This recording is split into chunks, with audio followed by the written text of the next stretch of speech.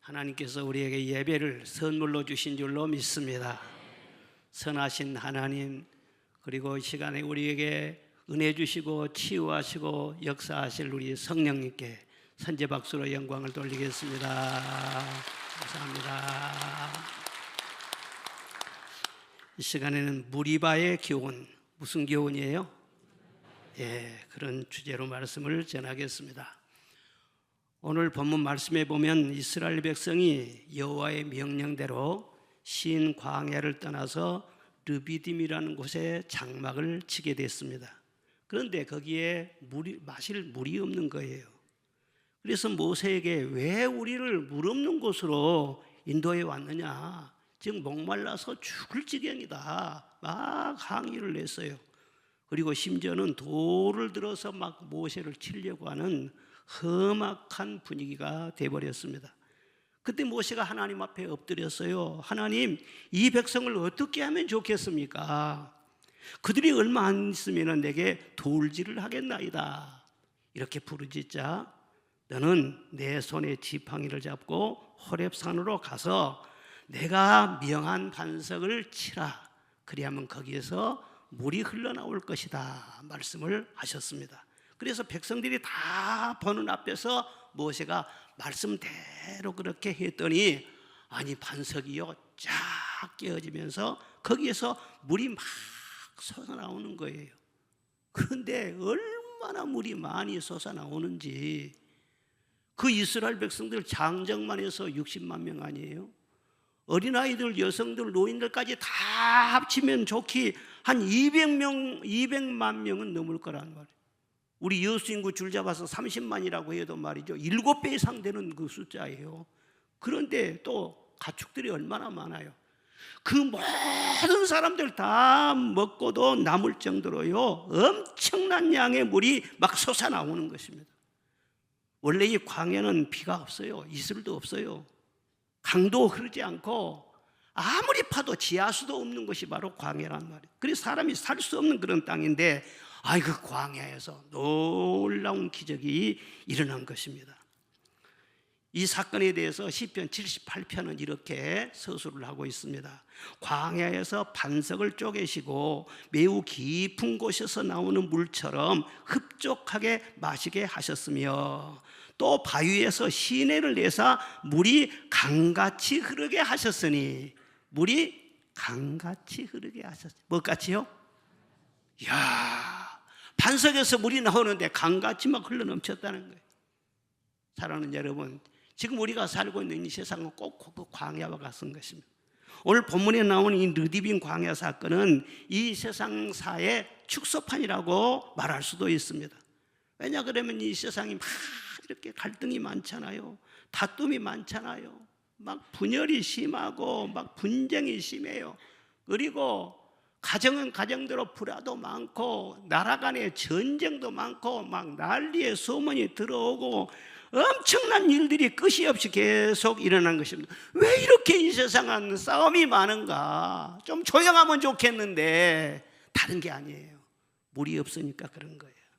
목말라서 견딜 수 없으니까, 속이 막 불불 끓으니까는요 막 그냥 막 공격을 하고 막 그냥 막 이런 다툼이 심한 거예요. 그 마실 물이 어디가 있느냐? 여러분, 우리가 육신을 즐겁게 하고 육신에 편안함을 줄 수 있는 이런 물은요 우리에게 얼마든지 많이 있어요. 우리나라는 세계적으로 수질이 좋기로 아주 유명합니다. 어디든지요 파기만 하면 지하수가 펑펑 쏟아서 나와요. 유럽 같은 데는요 물이 좋은 것 같아도요 석회질이 그렇게 많이 들어있어요. 그러니까 바로 마시면은요 이 몸에 결석이 생긴다든가 문제가 많아지는 거예요. 그래서 맥주라든가 포도주라든가 이렇게 다 걸러서 이제 그런 음료를 많이 마시는데, 우리나라는요 그런 오염이 별로 없다는 거예요. 어디서든지 물을 마실 수가 있고 몇 푼만 주면은요 좋은 생수를 사 마실 수도 있고 그래요. 그런데 중요한 것은 뭐냐면 우리 마음을 시원하게 해줄 수 있는 이 생수, 우리 영혼의 목마름을 해갈시켜 줄 수 있는 신령한 생수, 이것이 없는 거예요. 그래서 마음이 칼칼하고 답답해. 그래서 사람들은 대부분 내가 돈을 좀 많이 벌면은 내 마음에 만족이 있지 않겠는가, 그래서는요, 어떤 수단을 써서라도 그냥 돈 많이 벌려고 집착을 많이 하는데, 영국 속담에 이런 속담이 있어요. 돈은 행복 이외의 모든 것을 살 수 있는 상품권이며 하늘나라를 제외하고 세계 어느 곳이나 갈 수 있는 승차권이다. 그러니까 돈으로 행복을 살 수 없대요. 돈 가지고 천국도 갈 수 없고. 돈이 유용하고 필요하지만요, 우리 마음에 참된 평안과 안식과 참 기쁨은요, 돈으로 살 수 없어요. 돈의 한계가 여기 있는 거예요. 또 사람들이 건강하고 힘 있으면 어떻게 해요? 야, 이게 그냥 즐기는 것이지, 인생은 그냥 내가 행복하게 살면 다 되는 거야. 그리고 자기의 본능에 충실한다나, 자기 본능대로 그냥 눈에 좋은 대로 즐기는 대로 그냥 막 하는 거예요. 윤리도 필요 없고 무슨 금기사항도 필요 없어. 하고 싶은 대로 한다는 거예요. 그래서 술 마시고 마약도 하고 성적 쾌락을 탐닉하게 되고, 하고 싶은 대로 하는데, 이 쾌락이라는 것은 꼭 소금물 먹는 거나 똑같아. 소금물은 마시면 마실수록 목이 타들어가고 얼마나 갈증이 심해가고, 이 쾌락을 탐닉하게 되면 몸도 마음도 결국은요 점점 황폐하죠. 사람이 폐인처럼 돼버린다. 명예와 높은 지위와 권력을 가지면 참 만족을 얻을 것 같죠. 그래서 막 에베레스트 산 정상을 향해서 막 등반을 하는 것처럼 더 높은 지위, 더 높은 권력을 얻기 위해서 모든 수단과 방법을 다 쓰고, 남의 눈치를 볼 필요도 없어요. 체면을 생각할 것도 없어요. 권력만 잡으면 다 돼야요. 그러나 역사적으로 봐보세요. 그렇게 움켜잡은 그 권력을 가지고 본인이 행복했습니까? 권력을 잡은 자들 중에서 불행에 빠지고 저주받은 사람이 얼마나 많은데, 그 권력자 때문에 백성들이 한탄하고 눈물을 흘리며 한숨 쉬는 일이 세계 어느 나라든지 얼마든지 있는 거예요. 명예와 권력도 한계가 있는 거예요. 아무리 내가 여행을 즐기고 공연을 관람하고 굉장한 것을 본다 할지라도 거기에 참 만족이 있습니까? 현대인들이 많이 배우고 많이 갖고 잘 살면서도 왜 이렇게 방황하고 신음소리가 많느냐? 다른 것이 않아요. 이 영혼을 해갈시킬 수 있는 물, 이 물을 마시지 못하기 때문에 컬컬한 거예요. 그래서 정말 이 하나님께서 주시는 생수를 마시지 않기 때문에 세상이 주는 물을 이 세상이 주는 물은요, 그 속에 죄악의 바이러스가 막 득실득실 그러는 거예요.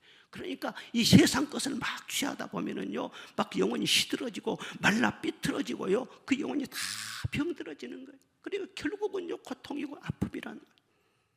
여러분, 인생에 참 만족을 주는 물을 어디서 구할 수가 있겠어요? 하나님께 부르짖는 모세를 향해서 하나님이 뭐라고 말씀하셨습니까? 그 반석 앞에 서라 말씀하셨어요. 그리고 네 손에 가지고 있는 지팡이 있잖아, 그 지팡이 가지고 그 반석을 치라. 그러면 물이 솟아나올 것이다. 해법을 가르쳐 주셨단 말이에요. 여러분, 시내산에는요 돌이 많아요. 요즘은 성지순례 가도 시내산은 못 갑니다. 그런데 저는 갔다 왔어요. 그런데 온통 돌산이에요. 나무는 별로 보이지도 않아요. 뭐 큰 귀암 개석들이 얼마나 많은지 몰라요. 그런데 그 시내산에 그 돌, 그럴싸한 돌도 있고 강한 반석, 큰 반석, 잘생긴 반석 다 있겠지만은요, 어디 아무 데나 가서 한번 때려보지, 그리고 쫓아가서 그냥 때린다고 해서 아무 데서 나온 것이 아니에요. 하나님께서 명하신 반석, 분명히 성경 말씀에 그 반석이라고 했어요. 하나님이 지정하신 반석이라고 했어요. 그 반석이 뭘까요? 자, 고린도전서 10장 4절 말씀 시작. 다 같은 신령한 음료를 마셨으니 이는 그들을 따르는 신령한 반석으로부터 마셨음에 그 반석은 그렇지요, 바로 예수 그리스도가 바로 그 반석이라, 그 말씀인 거예요. 할렐루야. 예수님은 목마른 영혼에 생수를 주기 위해서 하늘보좌를 버리시고 이 세상에 오신 분이신 줄로 믿습니다. 예수님만이 우리의 마음을 시원하게 하고 우리 영혼의 모든 목마름을 해결시켜 줄 수 있는 유일하신 생수의 근원이시라는 거예요. 프랑스의 유명한 철학자 파스칼은 말하기를, 나는 도대체 의인이나 위인이, 성자나 이런 세 단어를 믿지 않는다. 왜? 이 세상에는 오직 죄인밖에 없기 때문이다 그랬어요. 어디 성자가 있어요? 어디 위인이 있어요? 의인이 있어요? 사람들은 이렇게 말하지만 사실은 다 죄인밖에 없다는 거예요. 모든 사람이 죄를 범하였음에 하나님의 영광에 이르지 못한다 말씀하신 그 말씀대로인 것입니다. 다 사람들 허물이만해, 완전치 못해. 다른 사람에게 기대치가 굉장히 높아도 그 기대를 충족시켜 줄 수 있는 사람이 누가 있냐면 다 불완전한데, 성자나 과학자나 영웅이나 현자나 종교의 교주나 정치가나 철학가나 인기인이나 그 누구도 내 인생의 목마름을 해결해 줄 수 없어. 내 인생 문제를 해결해 줄 수가 없는 거예요. 나라의 문제도 해결해 줄 수가 없는 거예요. 오직 영혼의 생수를 공급해 주실 이는 유일한 반석이신 예수 그리스도. 할렐루야. 아까 우리 찬송 불렀잖아요. 다 같이 해봅시다. 세상 즐거움 다 버리고 세상 자랑 다 버렸네. 주 예수보다도 귀한 것은 없네. 예수 밖에는 없네. 예수 밖에는 없네. 여러분 마음속에 예수님 계십니까? 내가 왜 이렇게 즐거운 줄 알아요? 내 마음속에 예수님이 계시기 때문에. 진짜 나는 얼마나 행복한지 몰라요. 누가 안 알아줘도 혼자 행복해. 너무너무 감사해. 오늘 밤에 예수님이 재림하시고 나를 불러가신다 할지라도 너무너무 나는 만족해. 후회가 없어. 왜? 평생 예수님 모시고 살아왔잖아요. 전혀 후회할 것이 없는 거예요. 이 세상에 화려하게 보이고 그럴싸하게 많이 보이지만은요, 그 누구도 마음속에 예수님이 없으면 목말라요. 컬컬하니요. 예? 좋은 옷 입고 타고 다니면서도요, 마음은요 너무나도 힘들어요. 마라도 교회 방다랑 목사님, 제 친구 목사님이신데, 그 마라도에는요 개신교도 있고 천주교도 있고 불교도 있고 다 있어요. 손바닥만한 그 조그만 섬에 말이에요, 최남단이라는 그런 상징성 때문에 다 교단에서 다 그렇게 종교시설을 만들어 놓은 거예요. 그런데 그 목사님이 마라도에 들어간 지 20년쯤 되었을 때요, 그 절에 한 여성이 주지로 거기를 부임하셔 오셨다는 거예요. 그래서 주민들도 몇 명 안 된 데다가 찾아오는 사람도 별로 없잖아요. 얼마나 외롭겠어요. 그러니까 그 안에 있는 사람들은 다 뭐 종교를 떠나서 이웃들이고 좋은 또 친구들이니까 사모님도 가서 음식도 뭐 계란도 갖다 드리고 과일도 갖다 드리고 뭐 별난 음식이 있으면 늘 갖다 대접하는 거예요. 그리고 목사님도 늘 가까이 하면서 말이에요, 좋은 거 있으면 서로 나누면서 그렇게 살았다는 거예요. 그런데 한 3개월쯤 지난 다음에 그 여성께서 목사님을 찾아오시더래요. 그러면서 목사님, 저는 섬에 와서요 너무 외로워요. 정말 견디기가 어려워요. 그런데 목사님 어떻게 20년 동안이나 이 마라도에 사셨어요? 어떤 비결이 있으세요? 그렇게 물어보더라는 거예요. 그 목사님께서 대뜸 하는 말이, 그거야, 스님 안에는 진리가 없지요. 그런다 내 안에는 진리가 있기 때문에 나는 자유롭고 참 행복합니다. 그래요? 그 진리가 뭐예요? 그래, 예수님에 대해서는요 저 말씀을 전해준 거예요. 눈이 확 밝아지더래요. 그리고 목사님, 저를 위해 기도 좀 해주세요. 그래서는요 막 깎은 스님 그 여성 위에다가 말이죠, 머리 위에다가 말이요 다 그 말이요 안수 기도를 그냥 막 힘써 해주셨어요. 그런데 기도할 때 성령의 불이 임했어요.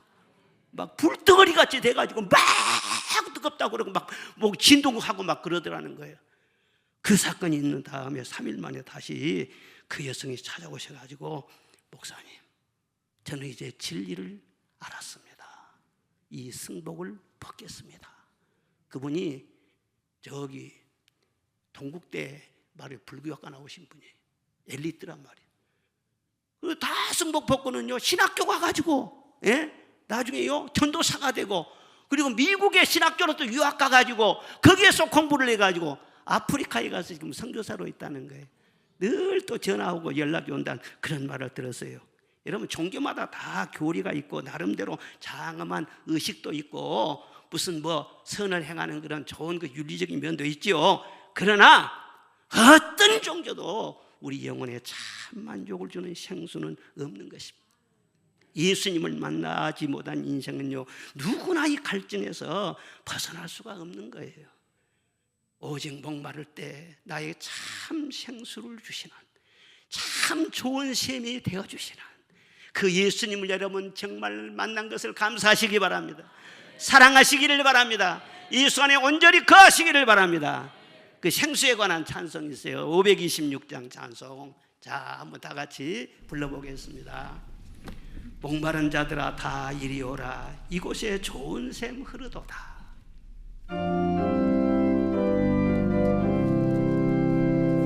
목마른 자들아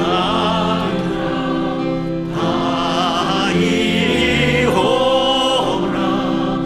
이곳에 좋은 샘 흐르도다.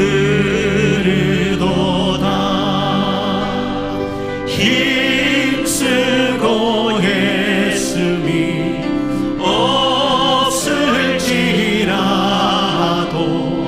이 샘에 오면 다 마시겠네. 이 샘에 솟는물, 이 샘에 솟는물 강같이 흘러 온 천하만국에 다 동하네. 빈부나 귀천에, 빈부나 귀천에 분별이 없이 다 와서 쉬고 또 마시겠네. 생수의 샘물을, 생명수 샘물을 마신 자마다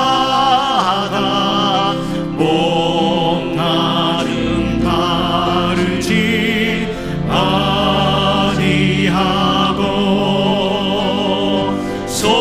속에서 솟아나 생수가 되어 영원히 솟아 늘 풍성한 이 샘의 이름은, 이 샘의 이름은 생명의 샘물. 저수정 빛같이 늘 맑도다. 어린 양 보좌가 근원이 되어 생명수 샘이 늘 그치지 않네. 할렐루야. 여러분의 영혼에 이 은혜의 생수가 솟아나기를 축복합니다. 이 솟아나는 생수로 인해서 온 가정이 흘러넘치고 온 나라에 흘러넘치기를 주의 이름으로 축원합니다. 내 안에 이미 계신 예수님의 생수가 늘 흘러넘치려면 어떻게 해야 되냐? 첫째로는요, 하나님을 절대 시험하면 안 되는 거예요. 오늘 7절 말씀 보니까 그들이 여호와를 시험하여 이르기를 여호와께서 우리 중에 계신가 안 계신가 하였음이라. 그런 말씀이 나와요. 아니, 하나님이 지금까지 함께 해주셨잖아요. 그리고 그동안 많은 기적을 보았잖아요. 그런데 지금 물이 없어요. 너무 목말라요. 그러니까 목마르다고 해서 하나님이 계신가 안 계신가 이렇게 의심이 나온 거예요. 예? 시험에 든 거예요. 정말 한심하지 않습니까? 아니, 고기 먹은 적이 언젠데 어제 메추라기가 막 불어와가지고는요, 어제 고기를 먹었어요. 오늘 아침에도 하나님이 내려주신 만나를 모두 다 먹었어요. 지금도 구름 기둥 아래에 있는 거예요. 이렇게 은혜 속에 살면서도요, 아니 의심이 되는 거예요. 물이 없다고 말이죠. 목말라 죽겠어. 진짜 하나님 계시는 거야? 정말 하나님 우리를 사랑하시는 거야? 우리를 버려둔 것은 아닌 거야? 그냥 마음이 흔들리는 거예요. 그래서 2절에 보면은 모세가 말하기를 너희가 어찌하여 여호와를 시험하느냐? 어찌하여 그렇게 시험하고 흔들리느냐? 그런 책망이 나오고 있어요. 여러분, 하나님은 한 번 말씀하시면은 책임지신 하나님. 보이지 않는다고 해서 하나님이 안 계신 것이 아니에요. 여기 조류도 흐르고 있고 보이지 않게도 산소가 있고 하는 것처럼 하나님은 온 우주에 충만하신 하나님, 천지에 충만하신 하나님. 여러분, 하나님을 의심하면 되겠어요? 신앙생활을 어떻게 해야 되는가? 여러분, 하나님의 말씀이 아닌 것은 단호하게 거부하시기를 바랍니다. 그리고 말씀은 꽉 붙잡으시기를 바랍니다. 이건 신앙생활 잘하는 비결인 것입니다. 마태복음 4장에 보면 마귀가 예수님을 시험하는 장면이 나와요. 3가지 시험을 했는데 그 중에 한 가지가 뭐냐 하면은 높은 성전 꼭대기에 올라가서 한번 뛰어내려보라는 거예요. 그러면 천사가 와서 발이 돌에 부딪히지 않도록 보호해 줄 거라는 거예요. 그때 예수님께서 뭐라고 하셨느냐? 기록되었으되 주 너희 하나님을 시험치 말라 하셨느니라. 그래서 마귀를 쫓아버리고 말았어요. 여러분, 하나님이 말씀하시면은 성전 꼭대기 아니라 더 높은 꼭대기에서도 뛰어내릴 수가 있지. 그러면 하나님이 책임져 주시잖아요. 그런데 마귀가 말을 해서 마귀 말 듣고 뛰어내려요? 마귀가 말하는 의도가 뭐겠어요? 네가 그렇게 뛰어내리면은 많은 사람들이 야, 초인이 나타났다, 슈퍼맨이 나타났다, 사람들이 인기가 굉장할 거 아니냐고. 그 사람들에게 과시하기 위해서, 사람에게 보이기 위해서 그 속에는 욕심이 들어있는 거예요. 그렇게 쇼를 해가지고 네 속에 욕심을 채우라는 거예요. 이게 바로 마귀의 전략이라는 거예요. 여러분, 하나님은 누구라도 말씀하신 것은 책임지지만 말씀을 어기고 떠나면 책임을 지지 않습니다. 하나님 말씀을 붙잡아요.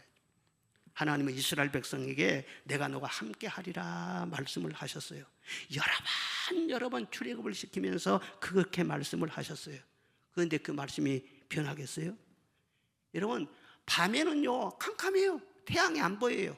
그래도 태양은 여전히 있어요. 검은 구름이 온 하늘을 덮어도 태양은 그대로 빛을 발하고 있는 거예요. 그와 같이 광야에 물이 없고 길이 험하고 대적이 나타나고 목이 마르고 별 어려움이 있다고 할지라도 하나님이 함께 하시는 것은 변함이 없습니다. 지금도 여러분, 하나님이 여러분과 함께 하시면 변함이 없으십니다. 과연 내가 너희를 떠나지 아니하고 과연 너희를 버리지 아니하리라. 세상 끝날까지 너희와 함께 있으리라. 할렐루야. 지금 당장에 물이 없고 현실이 조금 어렵다고 해서 진짜 하나님은 나를 사랑하신 거야? 예? 나는 죄인이고 완전치도 못하고 그런데 막 이런 식으로 자기를 비하해가지고 그건 하나님 마음을 엄청나게 상처를 주는 거예요. 예? 사실 알고 보면 이스라엘 백성들의 위기가 왔지만 물이 없는 것이 위기가 아니에요. 물은 어디에 있느냐? 하나님 안에 있는 거예요. 믿음이 흔들리는 것이 위기란 말이에요. 여러분 인생도 마찬가지예요. 여러분의 위기가 있다면 무엇이 위기냐? 환경이 어렵고 뭐가 부족하고 그래서 위기가 아니란 말이에요. 나와 함께 하신 하나님, 지금까지 나를 인도해 주신 하나님, 나를 구원해 주신 하나님, 저 천국에서 영원히 나와 함께해서 하실 그 하나님, 그 하나님에 대해서 의심이 간다면 그것이 바로 위기라는 거예요. 주여 내가 믿으니 오소서 오소서, 주여 내게 믿음을 주시옵소서. 하나님의 은혜의 구름 기둥 아래 살면서도 늘 원만 불평 달고 다녔던 이스라엘 백성처럼 그렇게 살지 말고 여러분 속에 늘 감사하시기를 바랍니다. 은혜는 받으면 끝나는 것이 아닙니다. 은혜에는 책임이 따르는 것입니다. 은혜를 받았으면 다른 것을 하나님은 요구하지 않습니다. 늘 그 은혜를 잊지 말고 감사하라는 거예요. 하나님의 절대 사랑, 절대 구원, 절대 능력, 절대 지혜 저도 의심하지 말고 마음속에 제발 기억하고 순간순간 하나님 감사합니다, 감사합니다. 그리고 천국이 보이지 않는다고 할지라도 우리 하나님은 저 천국에 계시냐, 천국 갈 때도요 두려워할 것이 아니라 저 천국문이 활짝 열렸습니다. 감사합니다. 그리고 천국에 싹 올라가고 이런 것을 하나님께서 기뻐하신다는 거예요.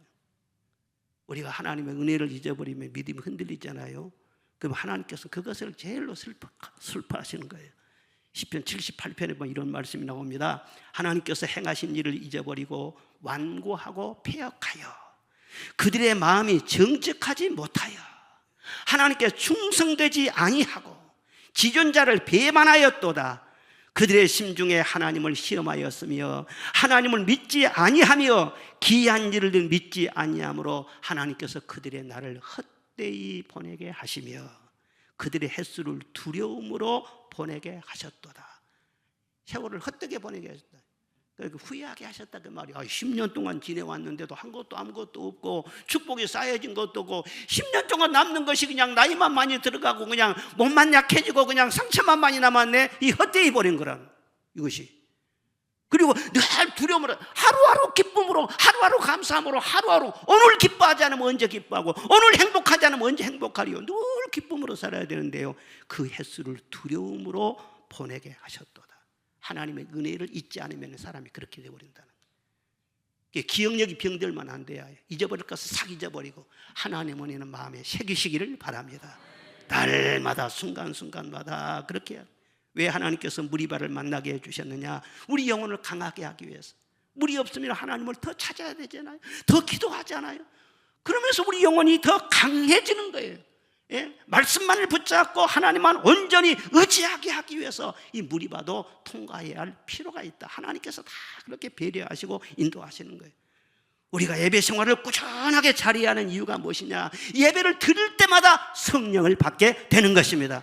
성령을 받아야만이 시험에 들지 아니하고 흔들리지 아니하고 하나님과 동행할 수 있기 때문인 거예요. 그래서 예배가 생명처럼 귀중한 거라는 거예요.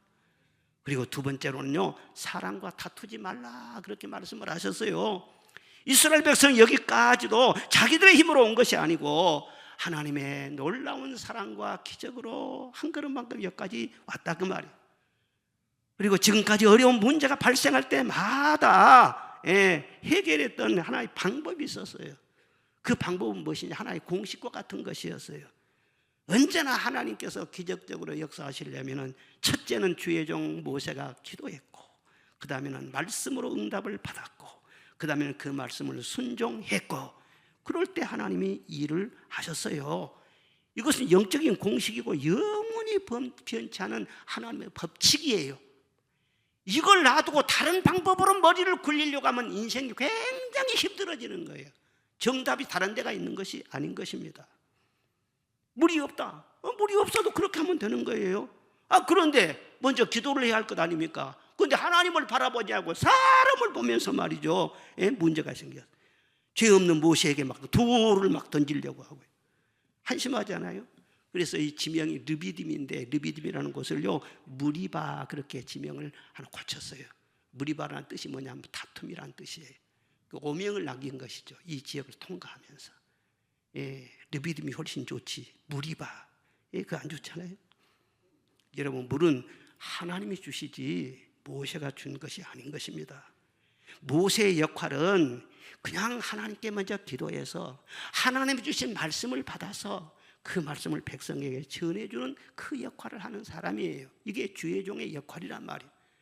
모세가 무슨 완벽한 것도 아니고 윤리적으로 흠이 없는 사람도 아니고, 그도 감정도 있고요, 실수도 있고요, 연약한 존재 있고요, 괴로우면은요, 그냥 하나님 빨리 데려가시면 좋겠다, 빨리 죽으면 좋겠다, 막 그런 말을 하기도 하고요. 우리와 성경이 똑같은 사람이라고 해서 별 사람이 아니라는 거예요. 사람에게 너무나 많은 것을 기대해서는요, 실망이 커요. 피차 힘들어지고요. 모세가 물이 없을 때 어떻게 했습니까? 그냥 하나님 앞에 나갔잖아요. 이게 주의 종의 모습이에요. 기도했습니다. 기도했더니 하나님께서는요, 다른 백성들에게 직접 말씀을 주시지 않고 먼저 모세에게 말씀을 주셨어요.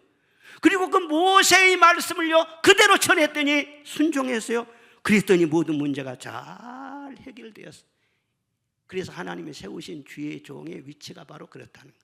그래서 주의 종은 기도와 말씀에 전무한 사람이에요. 하나님 편에 항상 가까이 있는 사람이에요. 그래서 먼저 무슨 문제가 있을 때 말씀을 듣고 그 말씀을 전해주는 거예요. 이것이 하나님의 뜻입니다. 그런데 이스라엘 백성들은 하나님은 안 보이고 우선 사람이 보여요. 모세가 보여요. 그러니까 모세한테 당신이 책임지라고, 왜 목말라 죽게 하려고 여기까지 우리를 인도했느냐고 막 다툼이 일어났어요. 얼마나 다툼이 심했으면은요 무리바라고 이름까지 지명을 그렇게 붙였겠냐 그 말이에요. 여러분, 참 자기 주장하고 다투고 이것이 이 세상에 참 많지만은요, 그렇다고 해서 물이 솟아난 것이 아니야. 그렇다고 해서 문제가 해결된 것이 아니라는 거예요. 그리고 절대로 무슨 문제가 있을 때 서로 책임을 전가하면 안 되는 거예요. 왜 당신이 여기까지 인도에 와서 우리를 목말라 죽게 했느냐. 말은 그렇게 맞은 것 같지만 그건 잘못된 말이죠. 모세가 여기 오게 한 것입니까? 하나님이 오게 했잖아요. 그리고 그들이 무슨 다 따라왔잖아요. 예? 마음이 없으면 그들이 나왔겠어요? 애굽보다도 훨씬 좋은 땅이 있다고 하니까는요, 잘 살아보려고, 복 받으려고 자기들이 좋아서 결단하고 나온 것이 아니에요. 그런데 과정 속에서 좀 목마르고 힘들다고 해서 말이죠, 그냥 모세 탓을 막 한단 말이에요. 여러분, 남 탓을 하고 서로 그러면 절대 물이 솟아나지 않습니다. 남 탓만 하는 그런 근성을요 버리지 못하면요, 그 사람은 불만과 불평을 항상 달고 살아요. 그 사람 인생은요 절대로 미래에 소망이 있을 수가 없는 것입니다.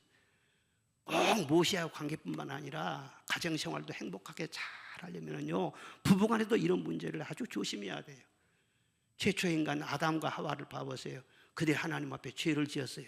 문제가 생겼어요. 그래서 하나님께서 책임자가 누구예요? 가장의 책임이니까 아담에게 먼저 물었어요. 아담아, 네가 어떻게 해서 선악과를 따먹었느냐? 예, 저는 안 먹으려고 했는데요, 하나님이 지으셔서 나와 함께 살게 해주신 저 여자 하와가 먹으라고 해서 먹었어요. 그래? 하와한테도 뭐라고? 너는 왜 선악과를 따먹었냐? 하나님이 지으셔서 있는 저 뱀이 먹으라고 해서 먹었어요. 먹으라고 하더라도 먹고 안 먹고는 네 자유요. 네가 결단은 네가 먹었으면 네가 책임져야지. 왜 책임을 자꾸 회피하고 다른 사람에게 책임을 전가하냐는 거. 솔직하게 하나님, 제 잘못입니다. 이렇게 인정하고 은혜를 구하면서 용서해 주세요. 그랬으면 잘 풀렸을 거예요. 그런데 자꾸 책임 회피하려고, 이것이 바로 많은 문제들을 야기시키는 것입니다. 이런 부부간에도요, 한번 결혼해서 살면은요, 나와 함께 할 유업을 받을 자다 이렇게 생각하고요, 좋은 것은 상대방에게 공을 돌리고, 또 어렵고 힘든 것은 내가 책임지려고 하고, 그렇게 말하고 한번 예쁘게 살아보시기 바랍니다. 진짜로 집안에 좋은 일 있으면요, 다 진짜로 저는 그래요. 무슨 좋은 일 있으면은요, 다 우리 집사는 거기 아니 사실이 그래요. 다 당신 덕분이라고. 당신이 이렇게 잘해서, 당신이 기도하고 인내하고 여기까지 살아와서, 당신 없으면 나는 아무것도 아니야. 당신 덕분이다. 그래요. 무슨 문제가 또 일어나요. 우리 가정에도 다툼이 있을 수가 있어요. 그러면은요, 제발 이렇게 하면은요 난리가 나는 거예요. 하나님 앞에 내가 문제로소이다. 내가 사랑이 부족하고, 내가 인내가 부족하고, 내가 조금 말을 안 했으면 될 텐데 입이 싸가지고 내가 이렇게 하면은요 금방 또 다툼이 끝나버려. 예, 이게 간단한 원리예요. 남편들이 조금 힘들면은 막 성질이 나. 왜 당신 성질이 그러느냐고. 나 원래 성질이 안 그랬는데 너 때문에 내가 성질이 베렸다. 자기 아내 때문에 성질을 베렸다. 아내도 마찬가지야. 그냥 얼굴이 쭈글쭈글해지고, 그냥 화장발이 잘 안 받고, 주름기가 그냥 더 막 끼어지고 그러면은요, 당신 따라 살다가 내가 다 이렇게 몸이 망가졌잖아. 다른 놈 따라 살면 안 망가졌어요? 다 마찬가지지. 그런데 자꾸 우리가 습관적으로 그렇게 해요. 여러분, 부부라고 하는 것은 함께 유업을 누릴 자인 것을 믿으시기를 바랍니다. 책임을 공방하고 그렇게 한 게 아니에요. 함께 같이 유업을 누리는 거예요. 그 부부가 함께 있을 때 하나님이 복을 담아주셨잖아요. 나라의 정치도 마찬가지예요. 여야가요 함께 파트너예요. 같이 함께 있을 때 거기에 나라의 복을 담아주시는 거예요. 한쪽이 막 힘을 가지고 그냥 막 길에서 눌러버리고 막 죽이고 이렇게 하는 것은 미개적인 거예요. 그것은 기업주와 노동자도 마찬가지예요. 기업주가 없이 노동자도 일터가 있어요? 노동자가 일 안 해주면 기업을 할 수가 있어요? 서로 같이 유업을 나눌 자란 말이에요. 교회 안에 목회자와 성도도 마찬가지예요. 비행기의 양 날개와 같단 말이에요. 서로 인정하면서, 내가 책임을 지고 상대방의 공을 돌리고, 얼마나 멋있어요. 그리고 인간관계 속에서 일어나는 여러 가지 발생하는 이런 감정들은 꼭 집안의 쓰레기와 같아. 감정이 안 쌓이면 좋은데, 여러분 지난 주일날 예배 끝난 다음에 한 주간 살아가면서 마음속에 감정이 생긴단 말이야. 슬픔이 생기고 분노가 생기고 마음에 그냥 절망이 생기기도 하고 짜증이 나기도 하고, 이 쓰레기가 많이 쌓인단 말이야. 하루에 지나도 말이야, 하루만 지나도 집안에 쓰레기가 많이 쌓여. 이걸 반드시 치워야 돼. 그런데 쓰레기장에 갖다 버리면 쓰레기는 다 치우지만요, 이 마음의 쓰레기는요 다른 것으로 치울 수가 없어. 기도로 모든 것을 다 쏟아내시기를 바랍니다. 주 예수께 조용히 나가 내 마음을 쏟아놓으라. 있는 그대로 다 쏟아내요. 누구 미우면 미웁다고 하고, 성질나면 성질나다고 하고, 하나님 앞에서는요 숨길 것이 하나도 없어요. 진실되게 다 쏟아놔요. 그러면 주님께서 치워주시는 거예요. 그리고 대신 성령의 불을 붙여주신 거예요. 그래 쓰레기를 소각되게 하시는 거예요. 할렐루야. 그래 항상 다툼이 없이 평화롭게 살려면은요 늘 하나님을 향해서 사모해야 되고, 늘 하나님께 기도해야 되고, 하나님께 사모하는 마음이 많은 사람일수록 사람과 평화롭게 지낼 수가 있어요. 하나님의 은혜를 사모하는 찬송, 오 주여 채우소서. 한번 찬송 불러봅시다. 우물가의 여인처럼. 반주자들이 어디 갔나? 한번 불러봐요. 사모하는 마음으로. 우물가의 여인처럼 난 구했네. 헛되고 헛된 것들을 그때 주님 하신 말씀, 내 생애와 생수를 마셔라.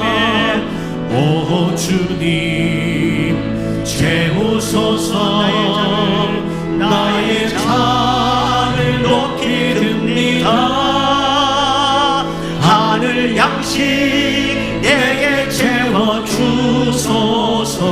넘치도록 채워주소서. 많고 많은 사람들이 찾았었네.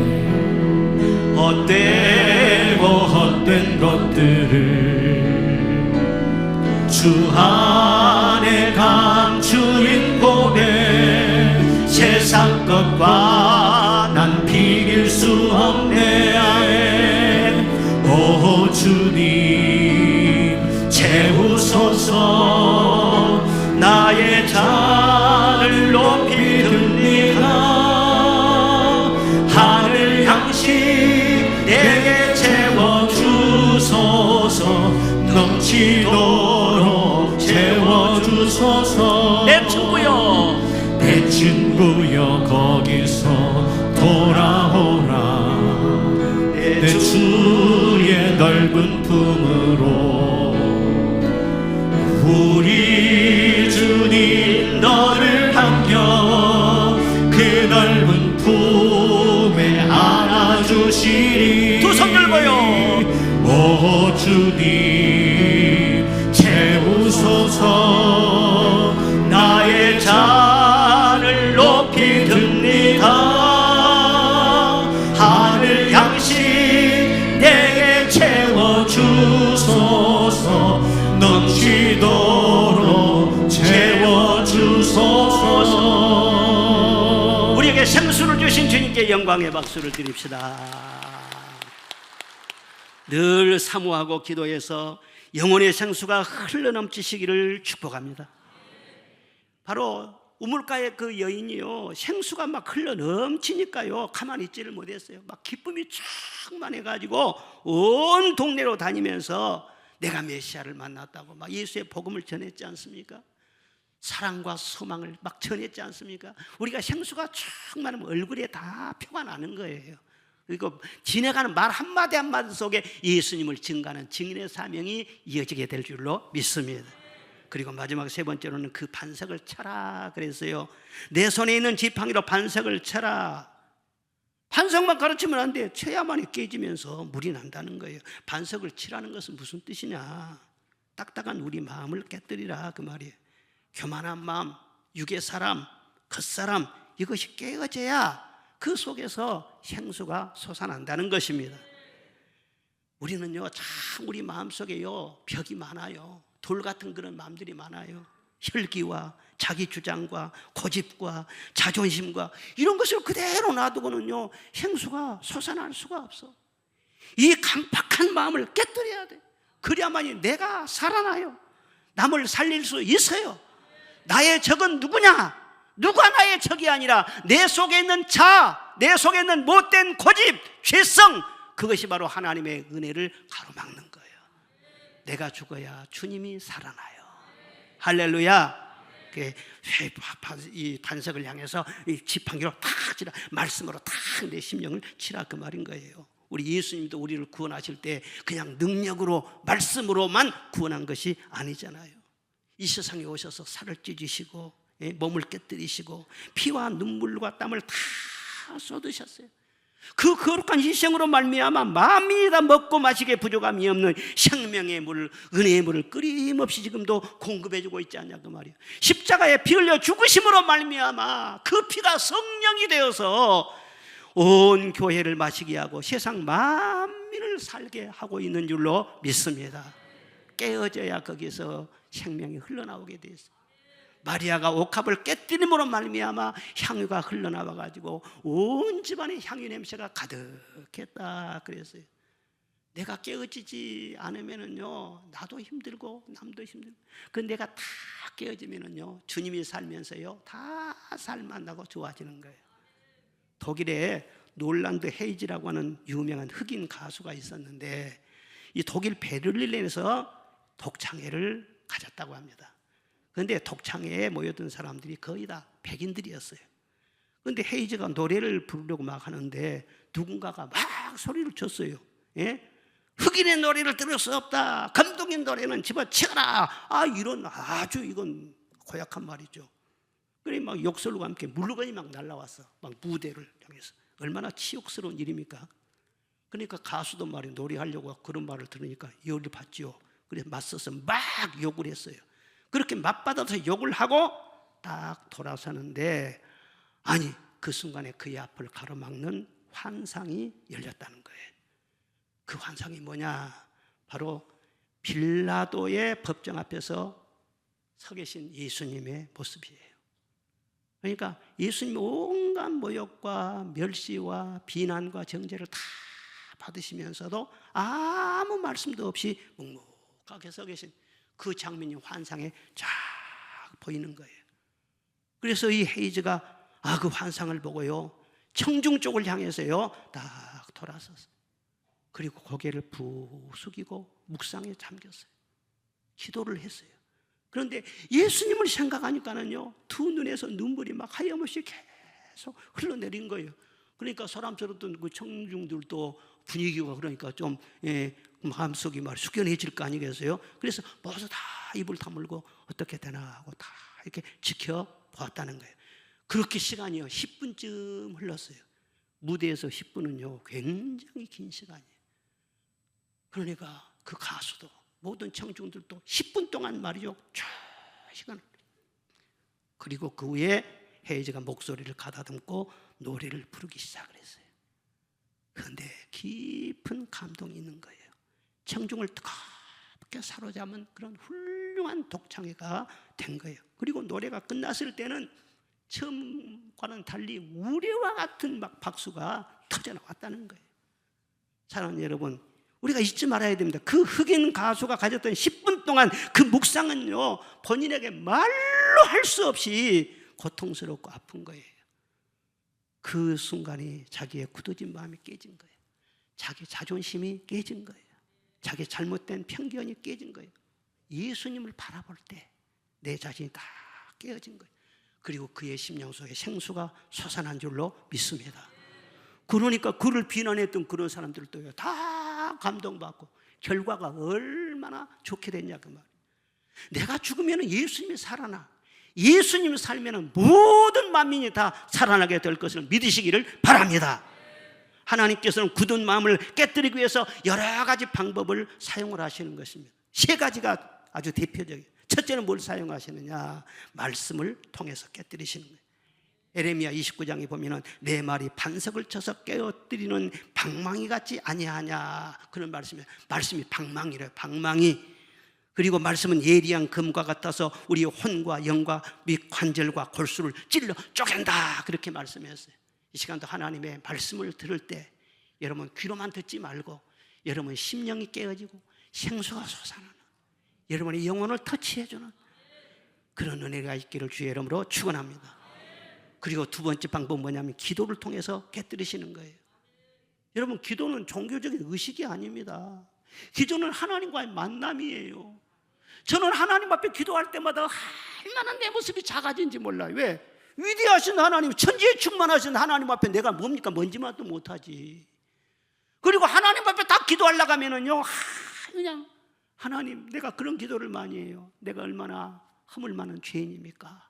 그런데 나는 죄가 죄인지도 모르고 나 잘난 줄로 착각을 하고 삽니다.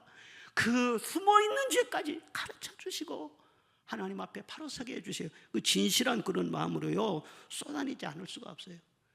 그리고 살다 보면 쓰레기 생긴다고 했잖아요. 여러 가지 분노와 미움과 절망과 염려와 불평과 고민과 스트레스와 살다 보면 그런 거 안 생기는 사람이 하나도 없어요.